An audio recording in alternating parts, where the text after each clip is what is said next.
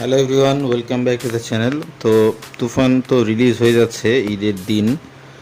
এখন বসুন্ধরা সিটির স্টার সিনেপ্লেক্সের এবং অন্যান্য ব্রাঞ্চের যেসব স্টার সিনেপ্লেক্সের আর কি অন্যান্য ব্রাঞ্চের যেসব আপডেট আছে সেগুলো একটু শেয়ার করব। কী পরিমাণ টিকিট বিক্রি হলো বসুন্ধরা সিটি ব্রাঞ্চে।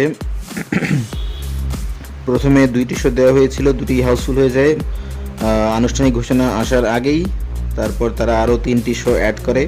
সো বাকি 3টি শোর মধ্যে 2টি হাউসফুল হয়ে গেছে এবং আরও একটির 80% অলরেডি ফুল।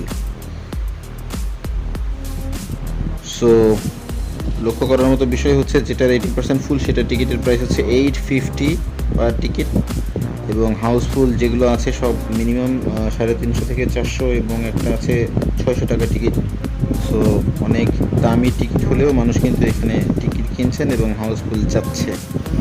সীমান্ত সম্ভারে যে শোগুলো ছিল ওর একটা শো হাউসফুল, বাকি দুইটাতে 80% 95% ফুল আছে। এসকেএস টাওয়ারে অ্যারাউন্ড 90% ফুল। 1500 টাকা টিকিটে যে হলটা আছে সেখানেও 60% ফুল। সনি স্কোয়ারও আমরা দেখতে পাচ্ছি ঈদের দিনে 90% হাউসফুল, 98% ফুল এবং একটা হাউসফুল। আর এছাড়া হল 2তেও একটা হাউসফুল এবং আরেকটা 90% ফুল। বালি আর্কেড চিটাগাংয়ে কমপ্লিশন টিকিট অকুপেন্সি 60 to 70% এবং রাতের একটা শোতে আছে 40% ফুল। রাজশাহীর হাইটেক পার্কে অ্যারাউন্ড 50% ফুল এখন পর্যন্ত। সো এই ছিল আর কি মোটামুটি ঈদের দিনের আপডেট। আপনারা আপনাদের কমেন্ট জানাতে পারেন আমাদের কমেন্ট বক্সে, আর নতুন হয়ে থাকলে ডোন্ট ফরগেট টু সাবস্ক্রাইব।